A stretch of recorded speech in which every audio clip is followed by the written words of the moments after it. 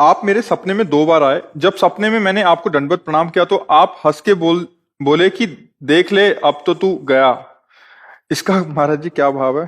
अब हमारी श्री जी क्या लीला करती रहती है हमें वो करे करावे आप सब और जने बढ़ाई दे। ये खेल श्री जी का होता है। अब कहाँ गया, परम पद में गया, श्री जी के चरणों में गया। क्या उनका रहस्य है वो तो कोई जाने सोई जाने, जे देव जनाए।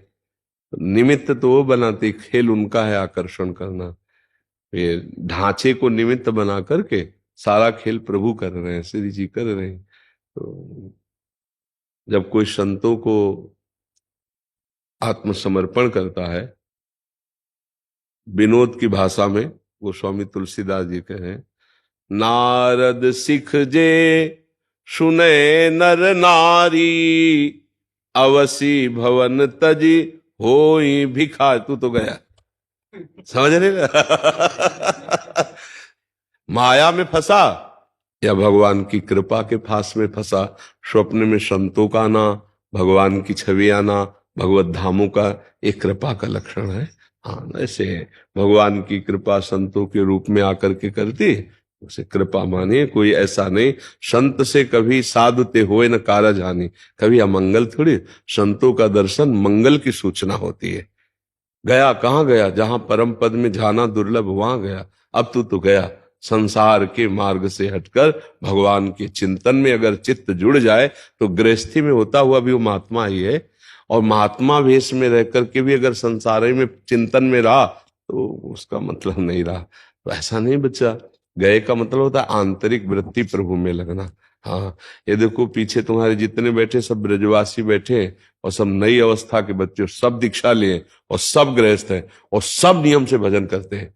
घर में पूरा जैसे रस रीति से हम लोग भजन करते हैं, ऐसे पूरा ये सब भजन करते हैं और बिल्कुल गृहस्थ हैं, पत्नी है, पुत्र है, परिवार सब, माता पिता सब। तो अब ये संत ही हैं, एक तो ब्रजवासी और दूसरे हर रात दिन भजन में अपने संयम में और गृहस्थी में रह रहे हैं। तो ऐसे भी तो गृहस्थी में रहा जा सकता है। एक है शराब पीकर बेविचार करके जुआ खेलकर गंदे आचरण करके रहना, और एक है अच्छे आचरण करके समाज को सुख प्रदान करते हुए सच्चाई से भगवान का भजन करना। नहीं तो संतों का जो वचन है वो गूढ़ होता है।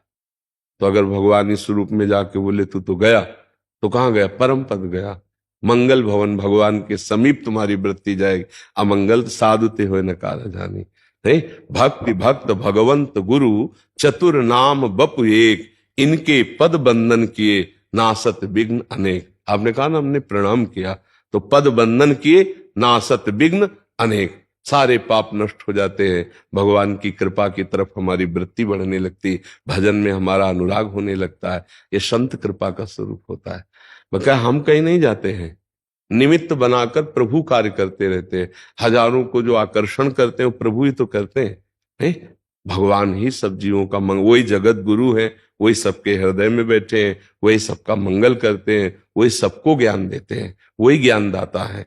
ये तो एक निमित्त मात्र ढांचा आप देख रहे हो, पांच भौतिक ढांचा को संबोधन करके कहा जाता है संत गुरुदेव बाबा जो भी कहे, लेकिन ये सब कुछ नहीं। ये 4 दिन की है चांदनी, इसके बाद ये नष्ट हो जाएगा। लेकिन जो अंदर तत्व है वो पहले भी था, अब भी है और आगे भी रहेगा। वही सबका मंगल करता है, ढांचा थोड़ी। ये ढांचा तो साउंड है, साउंड बोल रहा है, तो हमारी दृष्टि केवल ढांचे तक है। इसके अंदर जो बैठा है वो था, वो है, वो रहेगा, उसके सिवा कोई है नहीं। वही कृपालु विविध रूपों में कृपा करता रहता है।